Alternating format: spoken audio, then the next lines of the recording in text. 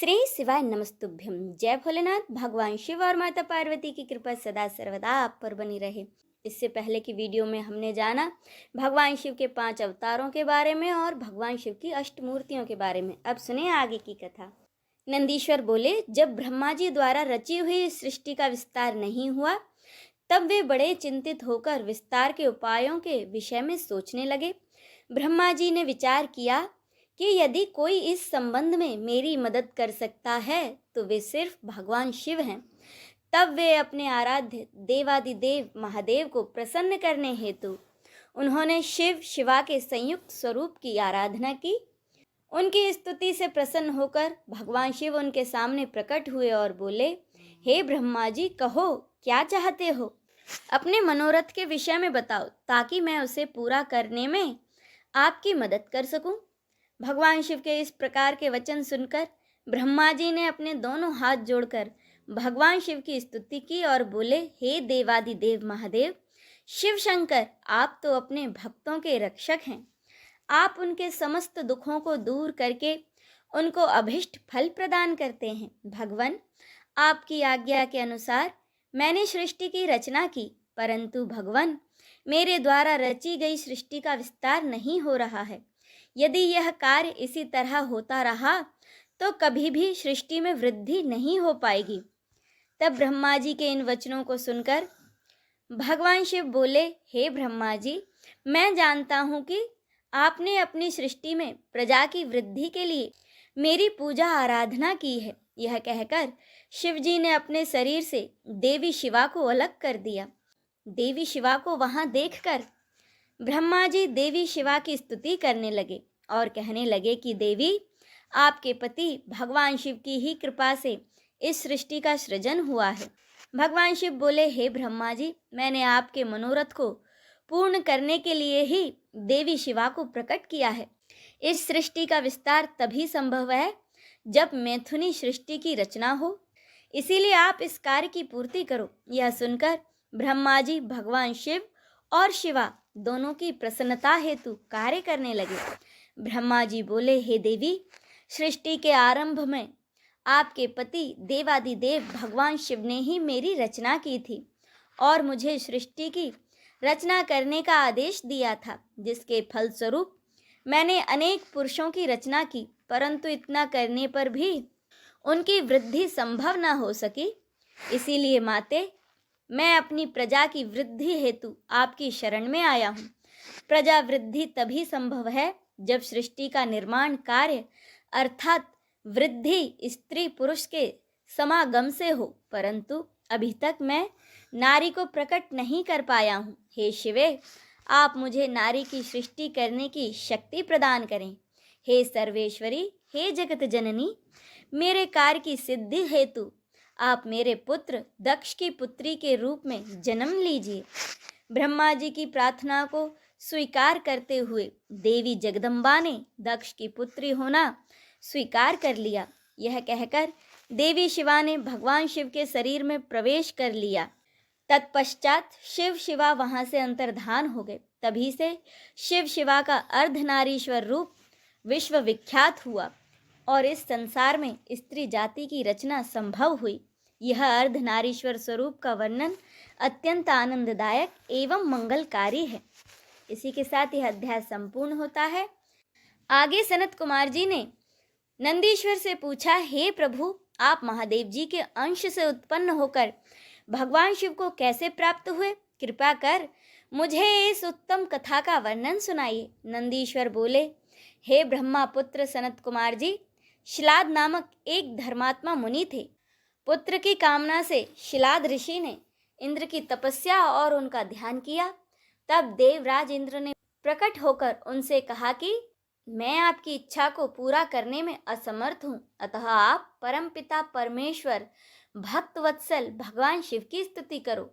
वे ही आपकी इच्छा पूरी करने में सक्षम हैं। यह सुनकर शिलाद ऋषि प्रसन्न होकर पूर्ण भक्ति भावना और श्रद्धा पूर्वक देवादिदेव भगवान शिव की तपस्या करने लगे। शिलाद की कठोर तपस्या से प्रसन्न होकर भगवान शिव ने उन्हें साक्षात दर्शन दिए और बोले, हे शिलाद, ब्रह्मा जी श्री हरि विष्णु सहित सभी देवताओं और ऋषि मुनियों ने मेरे अवतार धारण करने के लिए मेरी तपस्या की और मुझे सभी इस पूरे संसार का पिता मानते हैं। फिर भी मैं आपको अपना पिता बनने का वरदान देता हूँ। मैं आपका अयोनिज पुत्र बनकर जन्म लूंगा और मेरा नाम नंदी होगा। यह कहकर भगवान शिव वहां से अंतर्धान हो गए। इसके बाद शिलाद भगवान शिव की जय जयकार करते हुए अपने आश्रम में चले गए। वहां उन्होंने सभी को यह बात बताई। कुछ समय बाद मेरे पिता शिलाद यज्ञ भूमि को सही कर रहे थे कि उसी समय मैं भगवान शिव की आज्ञा से उनके शरीर से उत्पन्न हुआ। तब चारों ओर प्रसन्नता छा गई जब मेरे पिता शिलाद ने मेरे बाल रूप को देखा, जो सूर्य और अग्नि के समान तेज, प्रभावशाली और प्रकाशमान था। हाथ में त्रिशूल एवं सर पर जटाजूट धारण किए था। तो मेरा रूप देखकर वे आनंद से झूम उठे। शिलाद बोले, हे सुरेश्वर, आपने मुझे बहुत आनंद दिया है, इसी कारण मैं आपका नाम नंदी रखता हूँ। तब मेरे पिता अत्यंत प्रसन्न होकर भगवान शिव की स्तुति करने लगे। इसके बाद वे अपनी कुटिया में चले गए। उस कुटिया में जाकर मैंने अपने इस रूप का त्याग कर दिया और साधारण बालक की भांति रहने लगा। तब मेरे पिता शिलाद ने मेरे नामकरण आदि संस्कार पूरे किए। 5 वर्ष का होने पर मुझे संपूर्ण वेदों का अध्ययन कराया गया। जब मैं 7 वर्ष का हुआ तो देवादिदेव भगवान शिव की आज्ञा से मित्र और वरुण नामक मुनि मुझे देखने मेरे आश्रम आए। मेरे पिता शिलाद ने उन दोनों को उत्तम आसन पर बैठाया और उनकी बहुत आवभगत की। तब वे दोनों मुझे बार बार निहारने लगे और कुछ देर बाद वे मेरे पिता से बोले, हे तात, तुम्हारा यह पुत्र इतनी छोटी आयु में ही सब शास्त्रों का ज्ञाता हो गया है, लेकिन इसकी आयु तो बहुत कम है। इसके जीवन का तो मात्र 1 वर्ष ही शेष रह गया है। तब उन दोनों की बातें सुनकर मेरे पिता शिलाद अत्यंत दुख से भर गए और रोने लगे। अपने पिता को इस प्रकार दुखी देखकर मैंने पूछा कि पिताजी, आप किस कारण इतना दुखी हो रहे हैं? तब पिता शिलाद ने मुझे मेरी अल्प आयु के विषय में बताया। तब मैं बोला, हे पिताजी, आप इस प्रकार दुखी ना हो। मुझे देवता, दानव, यक्ष, गंधर्व, काल, यमराज या कोई भी मनुष्य नहीं मार सकता। मेरी अल्पायु में मृत्यु नहीं होगी। मेरे इस प्रकार के वचनों को सुनकर मेरे पिता शिलाद ने पूछा कि पुत्र, तुमने ऐसा कौन सा तप किया है या तुम्हें ऐसी कौन सी शक्ति प्राप्त हो गई है जो तुम ऐसा कह रहे हो? तब मैंने कहा कि पिताजी, मैं भगवान शिव की आराधना और स्तुति से ही मृत्यु को दूर भगा दूंगा, आप चिंता न करें। यह कहकर मैंने पिता शिलाद को प्रणाम किया और स्वयं वन की ओर चल दिया। नंदीश्वर बोले, हे महामुने, मैंने वन में जाकर घोर तपस्या की। मैंने स्वच्छ मन और श्रद्धा भाव से भगवान शिव के 3 नेत्र, 10 भुजा तथा 5 मुख वाले रूप का ध्यान करते हुए मंत्र का जाप किया। मेरी दुष्कर तपस्या से प्रसन्न होकर भगवान शिव ने देवी पार्वती सहित मुझे दर्शन दिए।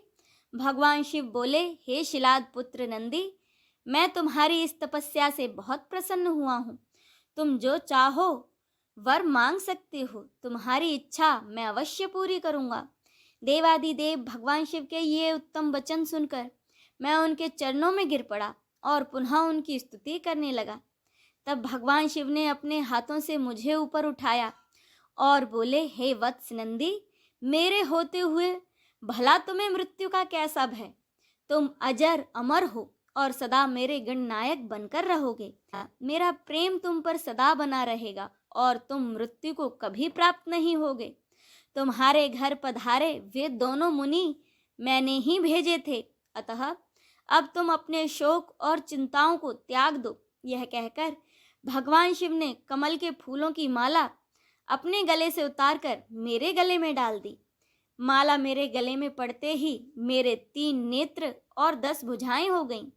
इसके बाद भगवान शिव मुझसे बोले कि तुम और क्या चाहते हो? मैंने कहा, प्रभु, मैं आपकी सवारी बनना चाहता हूँ। तब महादेव ने अपनी जटाओं से हार के समान निर्मल जल मुझ पर छिड़क कर कहा कि तुम नंदी हो जाओ।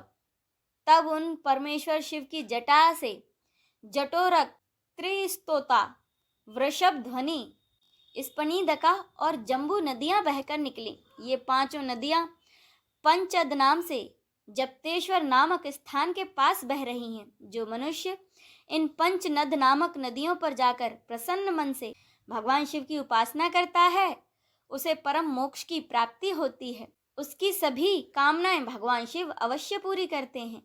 भगवान शिव ने देवी पार्वती से कहा कि देवी, मैं नंदी को अपने गणों का अधिपति बनाना चाहता हूँ। शिव जी के वचन सुनकर देवी पार्वती बोली, प्रभु, मैं नंदी को अपना पुत्र मानती हूँ। तब भगवान शिव ने अपने सभी गणों को बुलाकर उनसे कहा कि मैंने नंदी को आप सब गणों का अधिपति बनाया है। भगवान शिव का यह कथन सुनकर सभी गणों ने प्रसन्नता पूर्वक मुझे अपना स्वामी स्वीकार किया। फिर सब देवताओं और मुनियों ने मेरा अभिषेक किया। इसके बाद मेरा विवाह मरुतों की सुंदर दिव्य कन्या सुयशाक से संपन्न हुआ। मैंने अपनी पत्नी सहित परमेश्वर शिव को नमस्कार किया। महादेव जी ने नंदी को ऐश्वर्य संपन्न, महायोगी, महान धनुर्धारी, अजय और महाबली होने का आशीर्वाद प्रदान किया। देवी पार्वती ने प्रसन्नतापूर्वक नंदी से मनोवांछित फल मांगने के लिए कहा। नंदी ने कहा कि हे माते, मेरी सदैव आपके चरणों में भक्ति बनी रहे। यह सुनकर देवी पार्वती ने नंदी की इच्छा पूरी की। इसके बाद सब देवताओं ने भी हर्षित मन से मुझे अनेक वरदान प्रदान किए। तब भगवान शिव की आज्ञा लेकर सब उनका गुणगान करते हुए अपने अपने धाम को चले गए। आगे नंदी कहते हैं कि महामुने, मेरे अवतार का वर्णन भगवान शिव की भक्ति बढ़ाने वाला और आनंददायक है। इसे पढ़ने अथवा सुनने से सभी सुखों की प्राप्ति होती है। अब इससे आगे की कथा का रसपान हम अगले अध्याय में करेंगे। जय भोलेनाथ।